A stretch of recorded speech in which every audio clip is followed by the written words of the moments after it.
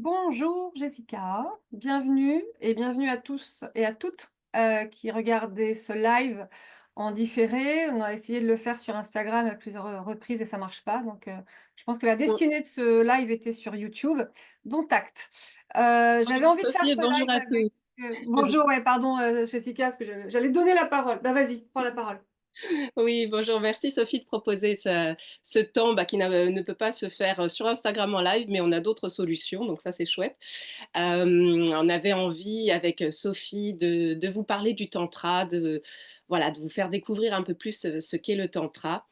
Parce qu'il peut y avoir des idées fausses, voilà, ce mot peut être galvaudé et c'était important pour nous de vous apporter un petit peu plus d'éclairage sur ce qu'est le tantra. Évidemment, c'est qu'une petite version ce qu'est le tantra, mais c'est déjà, on espère, quelque chose qui pourra vous apporter dans votre quotidien. Mais Ouais, c'est vrai que le titre, c'est «Qu'est-ce que le tantra et qu'est-ce que n'est pas le tantra?» mmh, Parce qu'effectivement, toi comme moi, je pense qu'on doit recevoir des appels, de personnes qui, demandent parfois, des je sais même pas comment dire quoi, des techniques, des outils, des sessions, de consultation qui n'ont strictement rien à voir avec, la sexothérapie ou le tantra. mmh mh. Et c'est vrai que moi, souvent, ce sont des hommes comme ça qui appellent et parfois de manière pédagogique, je discute un peu avec eux, puis parfois quand il y en a trop, j'ai plus envie de discuter Ouais. parce que c'est pas possible à un moment, voilà, de toujours, «éduquer» entre guillemets certaines personnes. Je vais te laisser te présenter, après je me présenterai et puis ensuite, je te poserai quelques questions, justement qui amèneront un éclairage sur, le tantra. Donc je te laisse te présenter, nous raconter un peu ton parcours, ce que tu fais, ce que tu proposes. Oui. Alors donc moi je suis Jessica Kibel. Mon nom Sanyas, mon nom tantrique, c'est, Suryama. Je suis sexothérapeute, thérapeute de couple. J'accompagne aussi à travers donc la voie tantrique, le tantra. Je suis animatrice tantra. J'accompagne, en séance, individuelle, en séance couple et dans des stages, où, voilà, c'est des groupes mixtes ou des groupes de femmes ou pour les couples.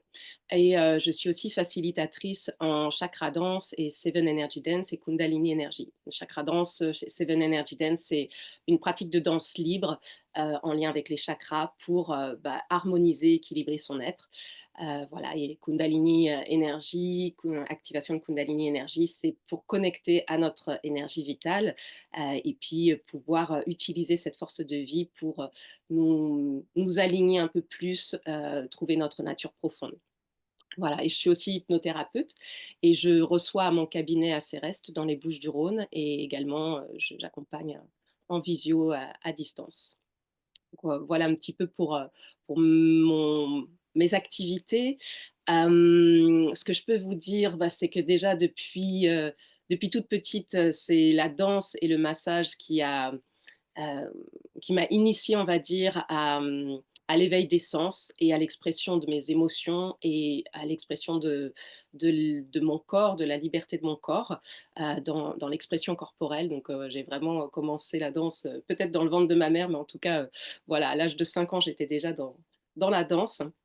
Et puis c'est vrai que j'ai eu la chance d'avoir des parents qui m'ont massée, découvrir la sensorialité, et puis, voilà, j'ai, vite, suivi cette voie pour m'initier au massage. Le massage, tantrique, est arrivé dans ma vie après, un séjour en Inde pendant 6 mois, il y a un peu plus de 10 ans de ça. Donc la voie du tantra et du coup le massage tantrique, mais qui n'est qu'une petite voie du tantra, est apparu chez moi, voilà, dans ce voyage. Ça a été vraiment une révélation. J'ai pu mettre un mot sur ce que j'avais recherché dans ma vie, c'est-à-dire cette connexion, du corps, du cœur et de l'esprit. Hem Et de pouvoir connecter à ce que j'appelle l'énergie sexuelle, l'énergie vitale et sans pour autant qu'il y ait de sexualité.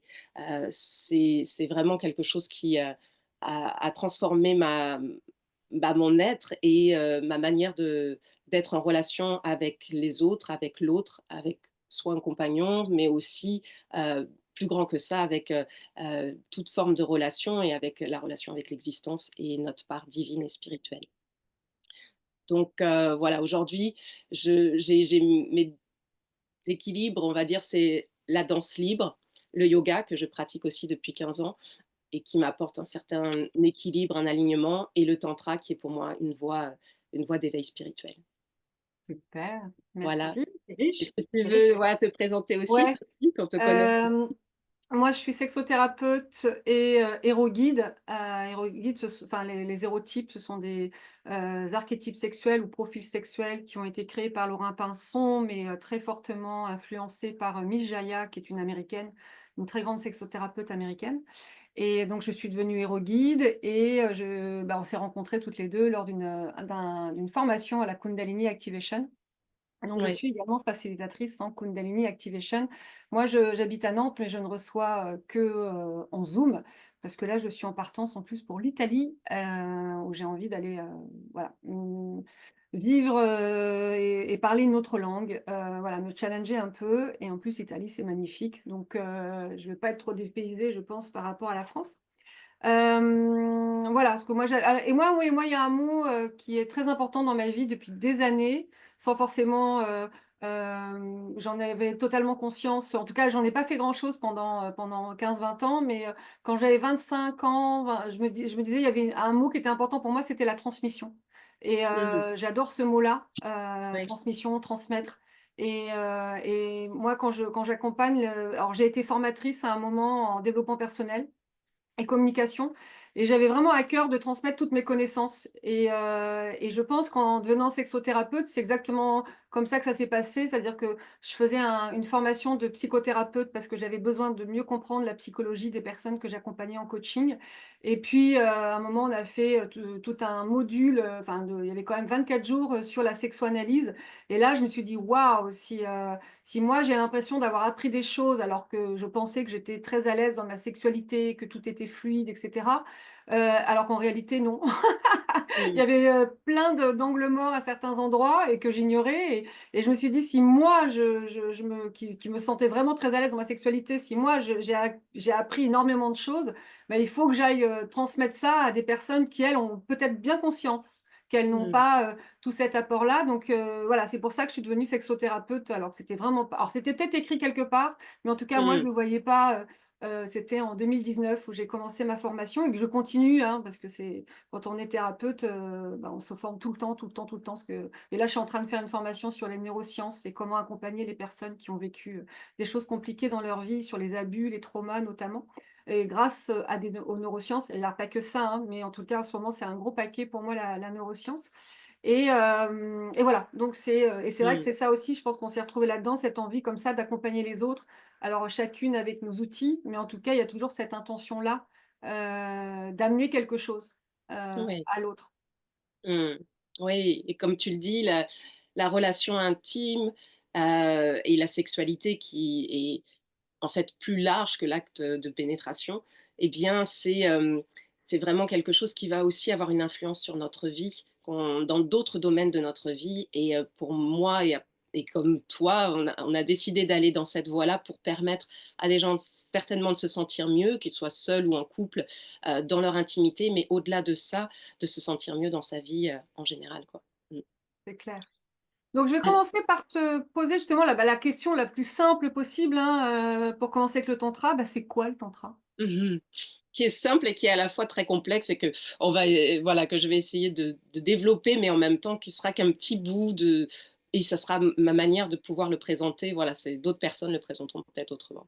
Le tantra, en fait, c'est une philosophie de vie, un art de vivre, une pratique spirituelle qui est originaire de l'Inde et qui vise en fait à l'union du corps, du cœur et de l'esprit, et à contacter en fait notre énergie vitale, l'énergie universelle, pour donc l'énergie vitale, l'énergie universelle, c'est aussi l'énergie sexuelle, hein, l'énergie la plus forte que l'être humain puisse avoir dans son être, pour nous éveiller en fait, pour amener un peu plus de conscience. Donc on est relié à quelque chose qui est plus grand que juste notre part, notre personnalité, notre part égotique. Et cette voie spirituelle, elle est apparue dans l'hindouisme et dans le bouddhisme entre le 6e et le 10e siècle. Donc on n'a pas des dates exactes, mais c'est à peu près cette période-là. Et en fait, contrairement aux approches spirituelles qui sont purement ascétiques, le tantra, lui, il intègre pleinement le monde matériel, les émotions, la sensualité, le corps, le rapport au corps. Et tout ça, en fait, est pour le tantra un chemin vers l'éveil. Donc, on n'est pas dans un rejet des émotions, on n'est pas dans un rejet du matériel, du monde incarné dans lequel on vit. On n'est pas non plus à blâmer ou rejeter la sensualité, la sexualité.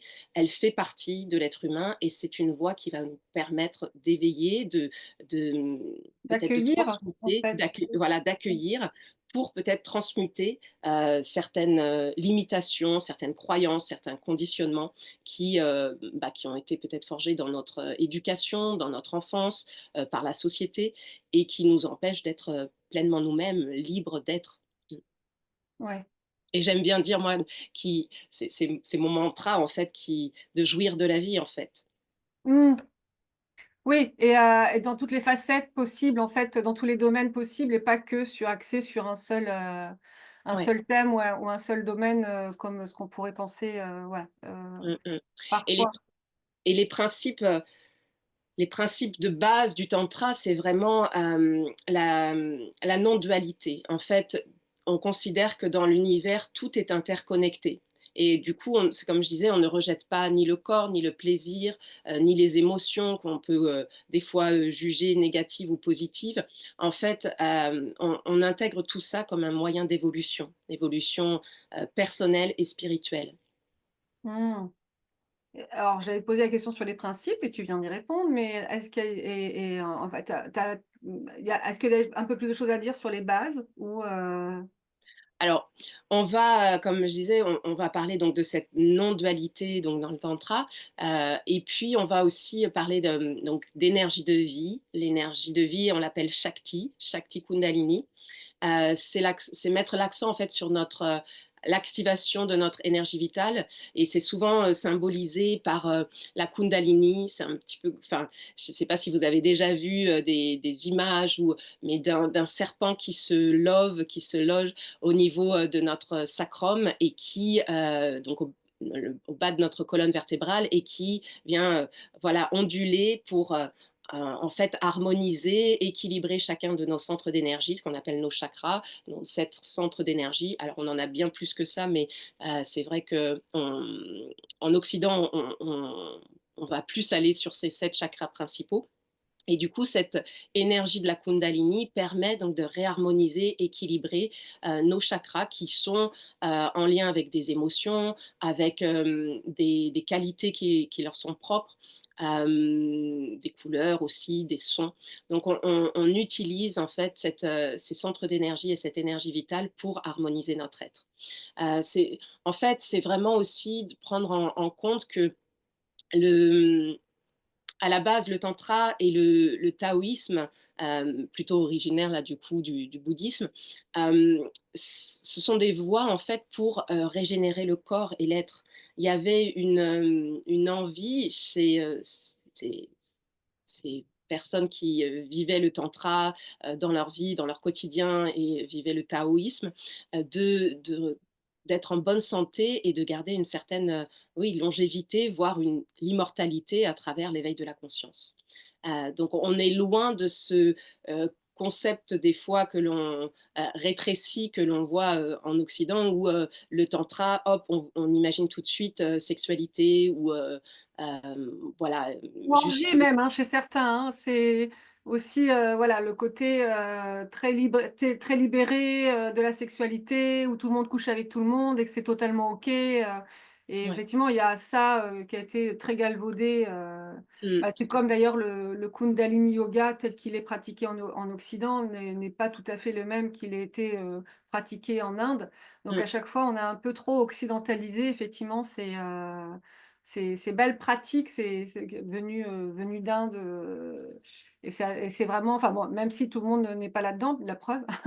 Mais oui, effectivement, moi-même qui ai fait des stages de tantra, il y a parfois j'ai trouvé que c'était assez borderline à un moment. Voilà, il y avait, l'idée du consentement était pas toujours, respectée et alors qu'à d'autres endroits, on on passait quasiment une matinée à parler du consentement et donc c'est vraiment on peut trouver un peu tout et n'importe quoi dans le tantra aujourd'hui, Ouais et c'est vraiment dommage d'ailleurs. pour en revenir aux bases ancestrales, alors c'est vrai que, comme je disais, on est plus dans aujourd'hui, non pas dans du tantra, dans l'occident, mais plutôt du néo-tantra, du tantra Oui, qui, tire des certaines sources de cette voie ancestrale, mais aussi qui remodernise pour pouvoir, ce que la personne aujourd'hui dans ce monde moderne puisse le vivre d'une manière, assez, comment dire? Simple pour elle. Mais c'est vrai qu'il y a aussi toute cette dimension, d'utilisation de rituels et on va utiliser par exemple des méditations, des visualisations, des chants sacrés qu'on appelle les mantras. Il y a aussi des postures spécifiques pour, éveiller, la conscience. Donc c'est vraiment quelque chose qui englobe le corps dans sa globalité et qui permet ainsi de contacter l'énergie. Il y a toute forme de pratiques qui vont nous aider à faire circuler cette énergie par la respiration, comme je disais, par les méditations, les visualisations, les mouvements, les shakings, et c'est une voie qui amène à cet état, en fait, méditatif. C'est pas une voie où on va aller chercher un orgasme, mais plutôt, cet état méditatif de plénitude qui est un état, voilà, de félicité, et oui, ça, puis une c'est forme de lâcher prise justement, on n'attend rien. voilà. Et juste on fait avec ce qui arrive, ce qui est là et c'est déjà énorme, Mmh mh. rien que de se mettre dans cette posture-là, sans attente en fait. Parce que souvent effectivement, il y a des personnes qui ont des attentes «Il faut que ça fasse ci, il faut que ça fasse ça et si ça marche pas pour moi, c'est qu'il y a quelque chose qui va pas chez moi». Alors qu'en réalité, bah, effectivement, si on se met en état méditatif et si on est effectivement si on chante des tantras, si on se met, vraiment enfin si on fait quelques postures, bah, ça peut amener justement une Mmh. détente qui, peut-être amènera, un orgasme et peut-être pas parce qu'en fait finalement moi j'aime bien cette idée de dire que, l'orgasme c'est le dessert finalement, mais ça veut pas dire que, on n'a pas apprécié tout le repas auparavant et que parfois, Oui, on peut se passer de dessert, oui et et c'est puis totalement OK. On a passé un bon moment aussi et voilà et c'est vrai que quand on parle orgasme, on pense tout de suite à, orgasme sexuel et donc dans les parties génitales, mais j'aime bien mettre ce mot plutôt, état extatique ou oui, extase qui est quelque chose de plénitude. plus voilà, Mmh, qui est ou plénitude, mmh. vraiment qui est quelque chose de plus diffus, qui n'est pas que localisé sur un endroit et c'est aussi de comprendre que tout notre corps peut être, extatique, orgasmique. Mais encore une fois, comme tu le disais, la pratique du tantra ne c'est pas de rechercher quelque chose, c'est pas d'aller dans un but en soi de il faut que je sois ou que j'ai obtenu ça, c'est se lâcher prise, s'abandonner à ce qui est. Et parfois, bah, ça peut être juste d'observer que le mental est très présent, les pensées sont très présentes et d'accueillir ça ou de ressentir qu'il y a une émotion qui est là. Et c'est qu'est-ce que je fais de cette émotion? Est-ce que je peux la laisser circuler en moi? Parce que toute forme d'émotion est une énergie qui, quand elle n'est pas utilisée, hem, d'une certaine manière, quand elle est bloquée, elle va créer des maux MAUX dans le corps. Elle va empêcher d'être nous-mêmes. Par contre, quand on est avec soi-même, avec son émotion, qu'on on se permet de vivre l'émotion pleinement, eh bien, il y a quelque chose qui circule, et c'est comme, une rivière, un flux en fait. C'est laisser circuler cette énergie parce que l'émotion est source de créativité aussi et d'énergie qui circule dans le corps. Mmh, c'est joli. Bah, justement, merci, tu me fais un lien parce que ma prochaine question, c'était justement quels sont les bienfaits émotionnels et relationnels du tantra? Alors, déjà, en fait, ça va permettre de créer une meilleure, connexion avec soi et bien sûr, du coup, quand on est plus connecté à soi, on se connecte mieux aux autres parce qu'il favorise une conscience, de ce qui nous traverse, une conscience plus harmonieuse des émotions, des relations aussi et puis du coup de l'intimité. On a une meilleure gestion du coup de nos émotions parce que si on est à l'écoute de ça, on peut comprendre qu'est-ce qui nous traverse, qu'est-ce qui vient nous toucher, qu'est-ce qui vient nous affecter d'une certaine manière. parfois on va aller juger l'autre ou juger l'extérieur en disant: «C'est la faute d'eux» et on pointe le doigt vers l'extérieur. Mais en fait, quand on pointe le doigt vers l'extérieur, moi j'aime bien dire, «Ouais, il y en a 3 qui te montrent toi, donc qu'est-ce que ça vient Mmh. toucher en toi?»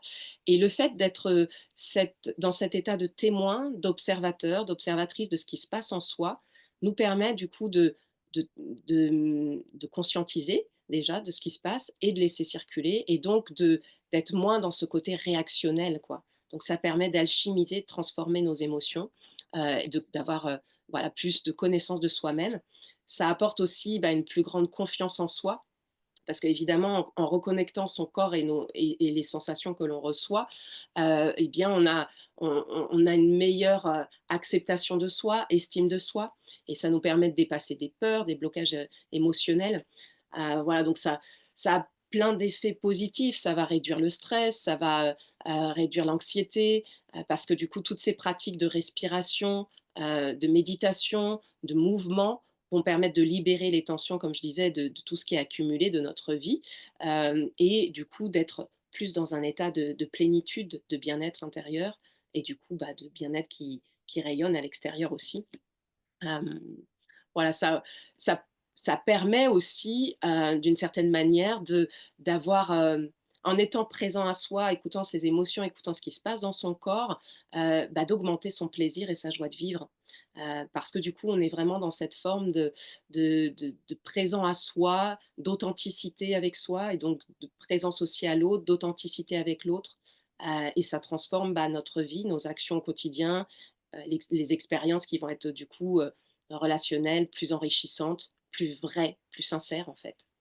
Oui, plus authentique parce qu'en plus quand on se co plus on se connaît, dans avec grâce au tantra, enfin moi c'est l'expérience que j'avais faite, aussi, c'est qu'en fait on sait ce qui nous plaît, on sait vraiment ce qui nous plaît plus, parce qu'il y a quelque chose qui est en train de enfin pour moi il y a une forme de mini révolution qui s'installe, hein, où Mmh, avant on pouvait, réagir ou, enfin vraiment oui être dans la réaction vis-à-vis de quelqu'un et voulo peut-être se conformer à ce que l'autre attendait, donc être un peu comme mmh, ça caméléon et quand on fait du tantra, ben, on se rend compte qu'effectivement, il y a des endroits où peut-être qu'on n'a pas été caressé ou pas de la manière dont on nous le propose, dans le tantra. Ce qui fait qu'on découvre effectivement qu'il y a des endroits qu'on aime, qu'il y a des endroits finalement non, définitivement c'est pas ça ou en tout cas pas cette manière d'eux et moi je me rends mmh, compte qu'avec le tantra, ça permet justement d'avoir une meilleure communication avec l'autre parce que je et ça permet de poser des limites justement et là on parle, bah, du consentement et c'est pour ça, pour moi, ça augmente vraiment la relation, dans le couple, mais d'ailleurs pas que, mais en tout cas, et pas que dans la sexualité. Je veux dire, dans les échanges, je trouve mmh, mmh, que, bah, on fait davantage attention à soi, mais aussi on fait attention à l'autre et il y a vraiment une qualité qui est bien supérieure à ce qu'elle était avant qu'on découvre le tantra. En tout cas, ça, c'est mon expérience et quand j'en parle avec, bah, des personnes que j'accompagne, elles me disent que pareil, ça dit: «Mais ça diffuse pas que dans ma vie sexuelle», elle dit: «Ça diffuse partout». Ben oui, parce que c'est votre être, c'est votre énergie aussi qui change. exactement, ouais. C'est exactement ce que tu dis. C'est vrai que cette forme d'écoute de soi, de revenir à chaque fois à soi, qu'est-ce qui se passe là en moi, hem, permet d'être dans cette vérité, en fait. Et on n'est plus dans ces schémas qui nous ont quand même beaucoup conditionnés de: «On doit faire plaisir à l'autre», quoi. Ou «J'ai peur que l'autre le prenne mal ou se sente rejeté». Et moi-même d'être rejetée, donc j'accepte ce qui vient Voilà, d'être donc vécu. Voilà. on est dans quelque chose qui devient un jeu, mais un jeu malsain où en fin de Mmh. compte les choses ne sont pas dites réellement et au-delà, du toucher comme tu disais, c'est évidemment poser son cadre. Est-ce que c'est OK ou pas pour moi qu'il y ait une main qui soit touchée là, de cette manière-là? Et ça peut être du coup, exploré, expérimenté dans un stage de tantra, hein. Un stage de tantra, c'est un petit peu comme un laboratoire, Tout à fait. avec un cadre sécurisant, bienveillant, Mmh. pour que justement, ce qu'on peut poser dans ce cadre-là nous serve, ce qu'on peut, expérimenter dans ce cadre-là bienveillant, sécurisant, hem, heu puisse nous servir dans notre vie du quotidien pour toute forme de relation. Est-ce que je peux exprimer ce que je ressens, trouver les mots pour parler en «je» et non plus en me taisant ou en critiquant l'autre, mais en étant dans «voilà ce que je ressens moi, voilà ce dont j'ai besoin, ou voilà mes limites, voilà ce qui me donne envie, et tout ça, ça amène une meilleure, communication, fluidité, bah, dans toute forme de relation, à soi, à l'autre, au monde qui nous entoure, quoi. Mmh. Ouais, c'est clair. Est-ce que tu as, quelques conseils, quelques idées, enfin un petit conseil, on reviendra un peu à la fin aussi, mais déjà, comment est-ce que, je peux me mettre un peu plus en relation avec l'autre? Est-ce que tu as un rituel, un exercice à faire?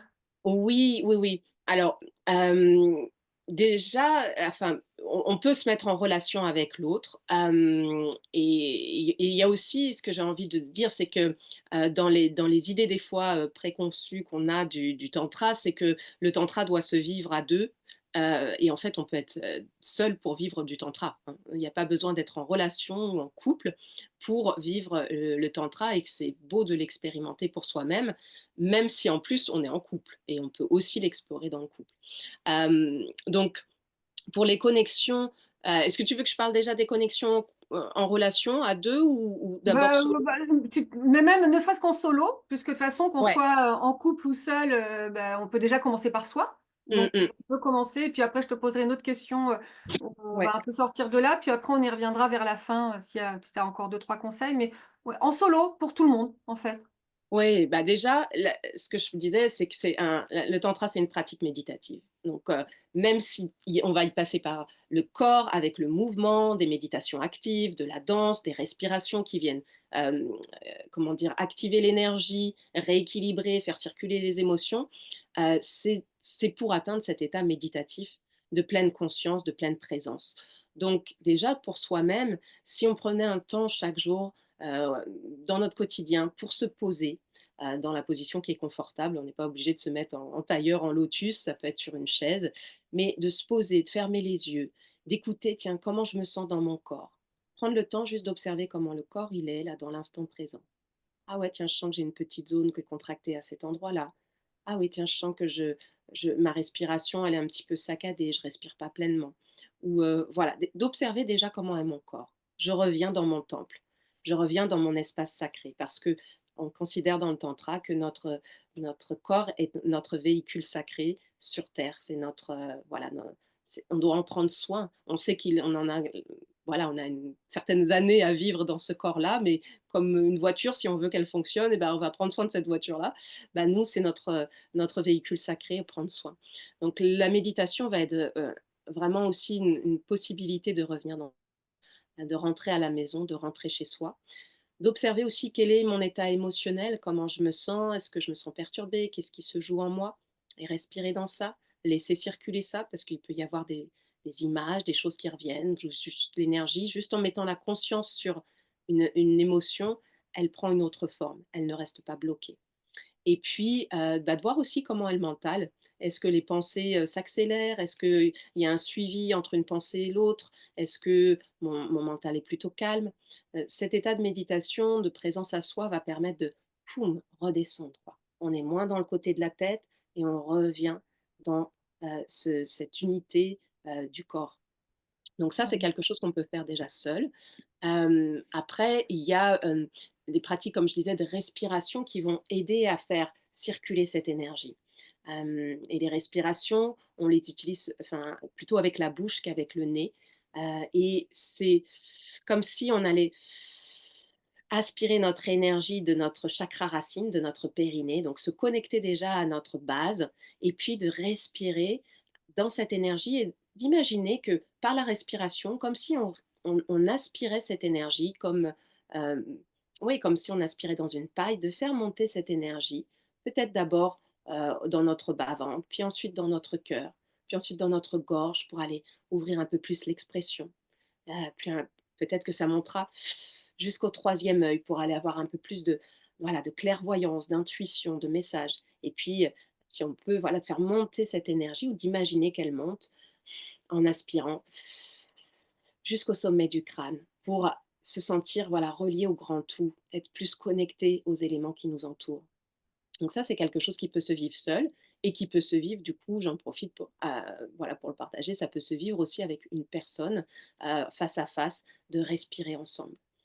Ça va donner d'autres approches, d'autres expériences, mais c'est quelque chose qui se vit soit seul, soit à 2 et qui peut être vraiment, très bénéfique pour faire circuler cette énergie.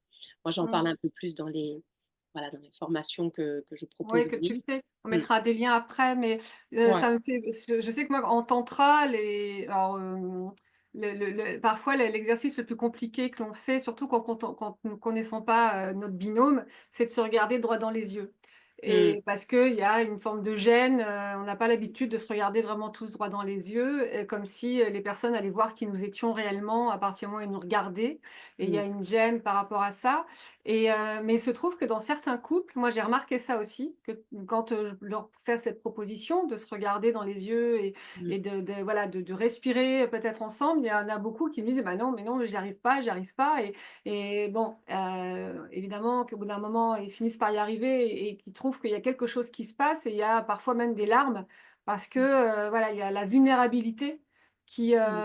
qui se montre, et qui est vraiment pour moi très émouvante et plus Mmh. je fais cet exercice-là de regarder l'autre dans les yeux et plus, bah, je l'autre se sent vu d'ailleurs, dans son entièreté Oui. et ça amène aussi beaucoup de enfin il y a des changements dans la relation, dans son rapport à l'autre, dans le prendre soin d'ailleurs. Rien que Mmh. parfois avec, ce genre d'exercice et c'est ça que je trouve fabuleux dans le tantra. C'est pas de la magie, mais quand même, quand j'arrive à changer mon énergie, bah, il y a quelque chose d'assez magique Oui. qui se passe avec très encore une fois, très, très peu De d'ajustements. Et c'est ça, c'est qu'en fait, c'est une pratique très simple et j'allais y venir par rapport au fait de pouvoir se connecter justement dans la relation, que ça soit le couple ou que ça soit avec, un ami, une amie, et se regarder dans les yeux, on dit en fait que les yeux, c'est la porte de l'âme. Mmh. Les yeux sont connectés à notre cœur. Alors pourquoi je parlais du temps de méditation d'abord avec soi-même, c'est que avant de pouvoir rencontrer l'autre, c'est déjà comment je reviens à moi et en effet, une fois qu'on est revenu chez soi, dans son corps, dans son espace sacré, eh bien, on peut ouvrir les yeux et se connecter à l'autre. Et dans ces cas-là, on est peut-être, bah, au début, voilà, un peu toutes ces pensées, ces gênes, mais c'est comme si on rentrait à nouveau dans un état méditatif. Je plonge dans ton regard, tu plonges dans mon regard, on plonge dans les regards de l'âme à âme. Et on n'est plus dans ce côté de jeu égotique, de personnalité, de tout ce qui peut un petit peu nous gratouiller, nous chatouiller, nous déranger. On est dans cet espace du cœur.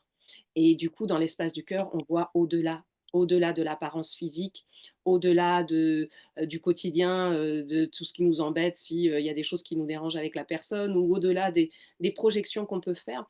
Et dans les stages de tantra, c'est vrai qu'on va aussi regarder différentes personnes parce qu'en fait, on se rend compte que et plusieurs minutes dans les yeux, parce qu'on se rend compte que, en fait, chaque personne que l'on rencontre est un peu un miroir de nous-mêmes. Et il y a des miroirs qu'on aime regarder. Il y a des fois, on se regarde dans le miroir, on se trouve plutôt bien. Et puis, il y a des fois, pareil, quand on se lève le matin ou je ne sais quoi, on n'est pas bien luné ou machin, on n'a pas vraiment voilà, une vision positive. Et c'est toutes ces formes de projection qu'on peut mettre sur l'autre, et de dépasser ça, de venir d'une certaine manière guérir, redonner une nouvelle information et d'accueillir, comme je disais au début, le tantra, c'est la non-dualité. Plus il y a cette dualité en nous de «je veux être ça, mais pas ça», et plus il y a la guerre, en fait, à l'intérieur de nous. Et l'idée, c'est comment je peux accueillir ça pour que ça puisse, s'unir, danser ensemble. Et en regardant l'autre ou les autres, eh bien, on vient en fait, réunifier des parts de nous-mêmes que probablement on a rejetées parce que l'autre, représente, voilà, la mère ou le frère avec qui j'ai un conflit ou ça me rappelle mon ex, compagnon ou ma telle personne et c'est compliqué pour moi et là, ça me Ça peut permet être un miroir grossissant d'un trait qu'on n'a pas forcément, dont on n'est pas forcément très fier également. oui, Mais la exactement. personne, on a l'impression qu'on ne voit que ça chez elle et en fait, généralement, quand j'aime pas quelque chose chez l'autre, ça peut être intéressant effectivement d'aller voir, pourquoi ça résonne si fort chez moi Ouais, et voilà, exactement. non, Qu'est-ce qui qu'est-ce se qui se passe, passe? Mmh. voilà, chez moi? Pourquoi j'aime pas, cette part de moi qui en fait, avant de comprendre que c'est une part de soi, c'est en effet, comme tu dis, c'est de dire: «Ah oui, elle est très provocante cette personne-là» ou voilà, «Elle prend de la place et tout» et voilà, d'aller observer. Est-ce que moi, j'ai du mal à prendre ma place? Qu'est-ce qui Voilà. fait que si je Mmh. prenais ma place, qu'est-ce qu'on pourrait penser de moi? Donc, voilà, et ça nous amène à, bah, une connaissance un peu plus intime de nous-mêmes, et quand on parle de connaissance intime, on n'est pas dans l'intimité que sexuelle, en fait. Mmh. Tout L'intimité, à c'est, fait. l'intimité avec soi, qui je suis, en fait, et on est en continuelle évolution, en fait. Qui j'étais, à 20 ans n'est pas la même chose que qui je suis aujourd'hui, et du coup, bah, c'est magnifique de se découvrir à chaque fois, de se Ah ouais, ouais, rencontrer. c'est par étapes comme ça et c'est vrai que le tantra pour moi est un accélérateur de connaissance de soi, Mmh. vraiment puissant, et mais c'est pas, sur 2 jours, hein, c'est des stages réguliers, hein, c'est pas, on n'a pas le il y a pas l'illumination, au bout de 2 jours, hein, C'est je dirais même, c'est c'est un la voie de chemin, voilà, c'est de un toute chemin. une vie, et Oui, puis on peut le vivre en effet, dans le stage, on peut ramener ça dans son quotidien. tout Comment à je fait. crée, un espace sacré dans mon quotidien? Comment je mets, en fait, sans même créer un espace sacré, ça pourrait être quelque chose que l'on vit dans une relation, mais ou de se faire un rituel pour soi, mais comment je mets du sacré dans mon quotidien? Comment je prends le temps de manger, d'honorer la nourriture que j'ai, que la terre m'offre? Comment je me lave et je prends soin de mon corps? Hem, comment, enfin, quelles choses je regarde? Est-ce que, je suis là devant ma télé sans faire attention, en croyant que ça vient pas m'impacter, de regarder des scènes qui sont pas, super? Quelle musique j'écoute? Quelles relations, j'ai dans ma vie? Quelle, communication, quelle conversation je partage? Est-ce que je me sens en accord ou pas avec ça? Ouais, Donc c'est comme à faire un ralenti, en fait. C'est-à-dire qu'on est dans des vies alors je sais pas si toutes nos vies vont à 100 à l'heure, mais en tout cas, parfois elles peuvent aller vite mmh, et c'est un moment, le tantra pour moi, c'est ça nous permet justement de faire un ralenti, de prendre un peu de recul, d'être, mmh, hein, dans la vie, mais d'une autre manière, avec, un autre regard ou une autre paire de lunettes et effectivement avec des questions à se poser comme tu dis: «Bah oui, est-ce que je me mets devant ma télé et tout ce qui vient, bah, voilà, je le prends, mais c'est enfin, j'en tiens pas compte, alors qu'en réalité, si, parce que ça rentre dans la matrice et bien sûr que oui, il y a un moment, si on voit des scènes, des scènes assez violentes ou des gens qui s'invectivent, bah, forcément qu'il y a même si nous, on va pas invectiver les autres, on peut être fortement agacé, à un autre endroit et ou en tout cas être ou être très malheureux, en fait, mais pareil dans nos lectures, moi, je trouve ça important aussi qu'est-ce que je lis, de quoi je me nourris, en fait, effectivement, intellectuellement, nourriture terrestre, voilà, toutes les nourritures que je peux avoir. Ouais, c'est ça, pour moi, c'est intéressant de faire ce ralenti-là, de mmh, prendre conscience, mais pas simplement y aller, sans réfléchir comme on peut tous le faire à un moment de nos vies, hein, d'ailleurs, hein. et Mais oui, voilà, c'est c'est ça. un moment où dire: «Oh là, stop, je fais pause et Exactement. j'observe». Exactement, et c'est là une des voies du tantra, c'est vraiment de, comme tu dis, de ralentir. Mmh. C'est-à-dire que si on est dans une côté, robotisé, mécanique, je fais les choses de manière mécanique, je trace, voilà, tac, il faut faire ça, ta da da, on n'est plus, autant présent à soi et à ce qui se passe. Donc le fait de ralentir nous permet, de voilà, d'observer, d'être là, quoi, dans l'ici et maintenant, et du coup, ça m'amène à parler un petit peu du massage tantrique, qui est qu'une petite voie du tantra, hein. C'est, voilà, la sexualité tantrique, le massage tantrique sont des petites voies de tout ce qu'englobe le tantra. Comme on disait, c'est un art de vivre, une philosophie de vie. Hem Et le massage tantrique, par exemple, c'est vraiment de ralentir, d'aller dans cette lenteur. On n'est pas dans un massage où on vient, exciter, amener une tension. On est dans ce prendre le temps. Le mouvement est extrêmement lent, la respiration est beaucoup plus lente. Ça nous il y a des moments de pause, parce que du coup, dans ces moments de pause, d'immobilité, alors on peut peut-être ressentir qu'il y a quelque chose qui circule en nous, qu'on appelle donc cette énergie vitale, cette énergie Shakti, cette énergie sexuelle, et qui nous traverse. Et c'est en mettant du mouvement, mais c'est en étant aussi dans ces temps d'immobilité que l'on peut ressentir ça. C'est pour ça que toutes les pratiques qu'on amène en Occident utilisent le corps d'abord en mouvement pour ensuite aller dans cet état de silence intérieur et d'immobilité. Mmh. Ça m'amène à la dernière grosse question, puisqu'on avait dit on essaierait de faire moins d'une heure, Ouais, pour que ce soit, ça donne envie d'aller écouter jusqu'à la fin. Parce que moi, une discussion que je suis en train de trouver passionnante. oui. Mais on a tous nos agendas. Bah, justement, c'est quoi les idées reçues du tantra? C'est-à-dire qu'est-ce que n'est pas le tantra? Alors, ça c'est super parce que c'est vrai que, comme je disais, on entend tellement de tout. Le tantra déjà, c'est pas une pratique sexuelle. Vraiment, heu, i c'est pas, enfin l'idée qu'on peut avoir, c'est que, ah oui, le tantra, c'est, heu, du sexe ou, des techniques pour durer, plus longtemps, avoir des orgasmes et ça. C'est vraiment, comme je disais, une philosophie spirituelle qui englobe le corps, l'esprit, l'énergie, le cœur et donc du coup, on est vraiment dans ces pratiques de méditation, de respiration, de yoga, de mantra, d'exploration de la conscience. Oui, c'est vrai que la sexualité tantrique existe, mais c'est un aspect parmi tant d'autres et du coup, elle vient pas dans ce côté de performance, voilà, il faut assurer, il faut, avoir un orgasme, donc on est vraiment pas dans une pratique qui est juste liée voilà, une pratique sexuelle.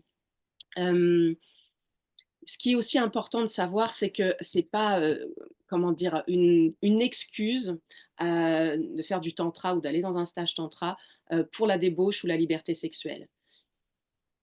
C'est pas quelque chose qui vient dire, «J'encourage la sexualité libre et sans limite, on fait tout ce qu'on veut dans le tantra, on partage avec tout le monde».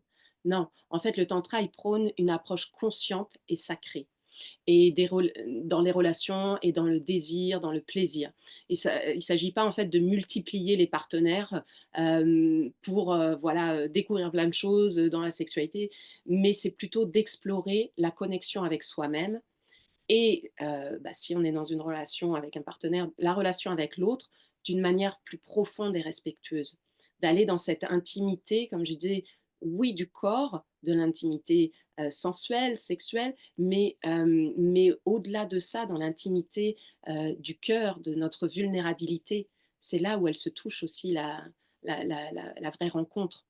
Hem, donc voilà, on n'est pas là dans un stage tantra pour aller chercher les papillonnets à droite à gauche.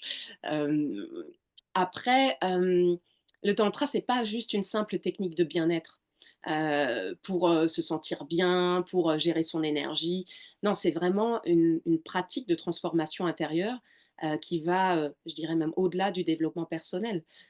Il nous amène, et c'est pas toujours confortable, à se rencontrer, à voir et à dissoudre les illusions qu'on a sur notre ego, sur notre personnalité. Comme je disais, c'est toutes ces croyances et conditionnements. Donc de remonter ça à la surface, de voir ça, ah ouais, c'est pas toujours confortable de se dire: «Beh, j'ai fonctionné comme ça, mais en fait, est-ce que c'est vraiment ce qui me touche moi, dans mon âme, dans mon être profond?»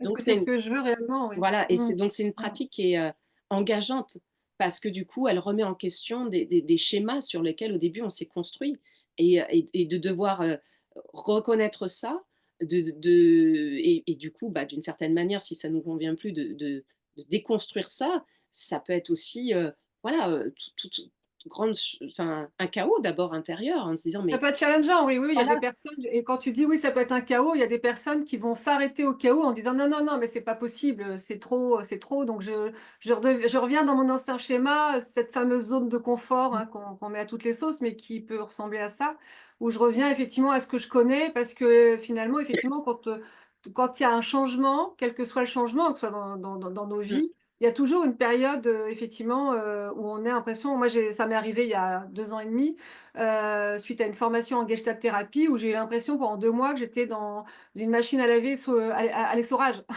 oui, et j'ai eu l'impression de exactement. faire que ça et je me «Mon Dieu, mon Dieu, mon Dieu», mais et en fait, je savais qu'il fallait que je continue, qu'il fallait que je Mmh, tienne parce qu'il y avait une libération, enfin j'appelle ça libération aujourd'hui, je ne sais pas comment mmh, j'ai appelé ça il y a 2 ans et demi, mais en tout cas c'était nécessaire ce que je traversais et oui, alors que ça aurait été simple de dire: «Non, non allez stop, terminé, je ne vais pas au dernier stage, c'est fini, c'est pas pour moi» et c'est à ce moment-là en fait, C'est quand, je crois que c'était Cormac McCarthy qui a écrit un livre qui s'appelle La Route, et en fait, à un moment, je ne sais pas si c'est dans ce livre-là, il dit: «Mais, quand la route devient dure, les durs se mettent en route». J'adore cette phrase. Mmh. Alors tout le monde la comprend pas, mais et après je pense qu'on la comprend chacun différemment, mais moi j'adore ça. C'est effectivement quand ça devient dur, mais il y a peut-être vraiment si on parle des femmes, il y a peut-être les badass qui vont continuer à y aller, en fait. Mais Mmh. on est toutes des badass en puissance, aussi. Oui On peut se et révéler c'est être des badass. voilà, en fait, c'est pour moi, c'est avoir ce courage Voilà. de se rencontrer soi-même. C'est être courageux. Toucher Mmh. sa vulnérabilité, son être profond, aller dans son authenticité, être sincère et honnête avec soi-même et puis du coup avec l'autre, c'est du courage parce que, c'est courageux parce qu'on a tous ces masques, qui viennent nous façonner. La manière dont je vais me comporter avec telle personne, dans tel contexte. C'est voilà, pour plaire ou parce qu'on pense que ça va plaire ou pour être aimé. Tous ces jeux en fait, qui, bah, peuvent des fois être, bénéfiques pour nous, mais qui parfois en fait, bah, distordent le lien de la relation en fait, qui ne touchent plus l'authenticité. Donc oui, c'est courageux d'aller se rencontrer soi-même et c'est pas Oui. toujours confortable. C'est pour Et ça mais que c'est salvateur. C'est voilà. salvateur, à la fin, c'est salvateur. Et oui, et c'est pour Mmh. ça que je dis, c'est pas juste: «Ah ouais, ça va être du bien-être, c'est de l'orgasme et tout ça». Non, Mmh. Il y a des situations où, bah, ça va être, oui, un peu confrontant, un peu dérangeant, un peu chamboulant, un peu ca pour revenir à quelque chose qui a plus de justesse, plus d'alignement pour soi. Donc oui, ouais, c'est après aller vers soi, en fait, finalement, le tantra. Quand je découvre le tantra, je vais vers moi, exactement, ouais. finalement. Ouais, Mmh. ouais, ouais. Donc D'accord. voilà, c'est déjà ce qu'on peut en dire après comme je disais, c'est une toi aussi on est passionnés donc on pourrait en parler, plus longuement mais ce que je pourrais voilà juste dire aussi sur le tantra qui est une idée fausse, c'est ça se fait pas comme ça quoi, du jour au lendemain. C'est pas parce qu'on fait, un stage tantra, une session, une initiation au tantra, un massage tantrique, une fois que t oui, il va y avoir des choses qui vont être, peut-être déjà transformées, prises de conscience, mais c'est un chemin qui prend du temps, en fait. C'est pas un truc instantané et rapide et c'est ça qui est beau, en fait. C'est OK, on lâche un résultat, quoi. On se laisse le temps d'apprécier chaque pas, chaque, chaque évolution. C'est en fait, c'est ces pas qui sont, le chemin en soi, en fait. C'est pas la destination finale. C'est ça, parce Ah, que comme on dit, hein, c'est le bonheur n'est pas au bout du chemin, le bonheur, c'est le chemin lui-même. Et exactement. voilà, je trouve ça assez joli. Et Mmh. ben, on aura fait quasiment, dans les temps. Génial Ouais, et je pense qu'il y aura à refaire certainement parce que tu parlais dans ce que n'est pas le tantra, il y a, tu sais, il y a le tantra blanc, il y a le tantra rouge, il y a le tantra oui, noir, enfin, il y a plein de sortes de tantra et qui pour le coup, pour moi ne sont plus du tantra et en tous les cas, pas tel que à l'origine de l'originel et je pense que voilà, ça méritera de faire une deuxième session. mmh. Quelle est ton actualité en ce moment, Jessica?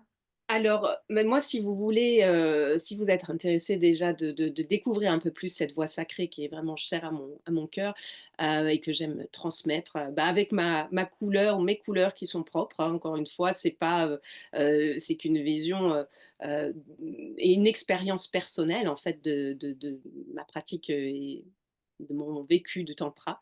J'ai, une formation vidéo en ligne sur, le massage tantrique, le toucher en conscience, la respiration en conscient. Donc pour les gens qui ont envie de découvrir, cette pratique du toucher en conscience, de pouvoir, se reconnecter à son partenaire, de créer des espaces sacrés, des temps de rencontre, de connexion de cœur, bah, elle est disponible en ligne sur mon site donc jessicakibel.com ou sur, le site enjoy-love.fr. Je Et mettrai puis les il y a aussi liens, de toute voilà, façon on sous mettra la nos vidéo. liens, voilà, Ouais. vous pouvez retrouver tout ce qu'il y a. Il y a aussi, voilà, plusieurs autres formations, en ligne, vraiment très riches sur, hem, on va dire une forme d'éducation au plaisir féminin, à la sexualité en conscience, parce que, bah, pour moi, je trouve que c'est encore une fois, c'est pas pour avoir des techniques, voilà, donner du plaisir à sa femme, à sa partenaire, mais c'est de comprendre comment fonctionne le plaisir et qui n'est pas juste bah, lié à la génitalité, qui a tout un contexte émotionnel, de faire monter le désir, d'être connecté à sa partenaire, au souffle. voilà, la communication. Donc ça aussi, vous pouvez le trouver sur le site enjoy-love.fr.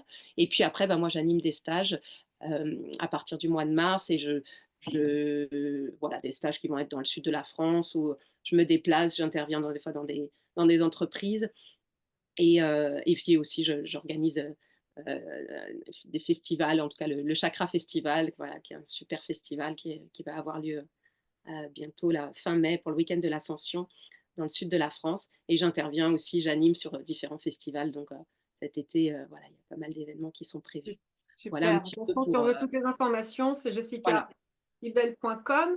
Pour moi, j'ai créé un accompagnement bah, justement sur les hérotypes, mais pareil, je vais faire une autre masterclass sur le sujet parce que c'est très vaste. Sur les hérotypes, donc les profils sexuels. Et donc, j'ai un accompagnement qui s'appelle la méthode Eros parce que je mets également du tantra, des méditations, de la Kundalini Activation et de la sexothérapie, évidemment. Et j'ai coécrit avec une amie sexothérapeute comme moi, Caroline Gillet, un e-book qui est sorti la semaine dernière et qui se vend très bien, donc je suis très heureuse.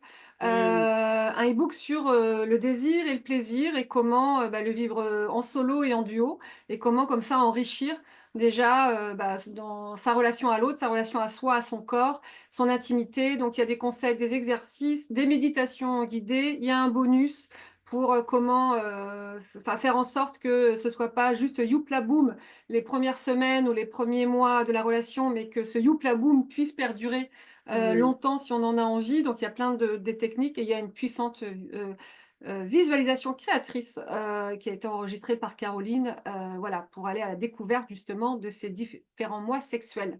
mmh. Voilà, pareil, ça c'est le lien sur mon site d'Alvalove Coaching et autrement, on se retrouve, Jessica est sur, Instagram, je suis également sur Instagram, donc à d'Alvalove Coaching et Jessica, c'est Jessica Kibel, hein, sur, C'est ça. Instagram, Facebook et cetera. OK. Mmh. Voilà, bah, j'espère que cette, Mmh. petite heure vous a plu parce que moi sincèrement, j'ai passé un super moment et tu vois, je Moi aussi. connaissais pas mal de choses sur le tantra, mais beaucoup moins que toi et ben, j'ai encore appris des choses sur le tantra. Donc Mmh. je trouve ça vraiment très riche et pour ceux qui ne connaissaient pas ou qui avaient des petites idées reçues, bah, j'espère que ça a pu comme ça amener un éclairage nouveau sur, voilà, sur ce qu'est le tantra, La sur ce que vision n'est de... pas le tantra et comment on peut le vivre chacun dans notre quotidien, encore une Oui. fois, en solo ou en duo.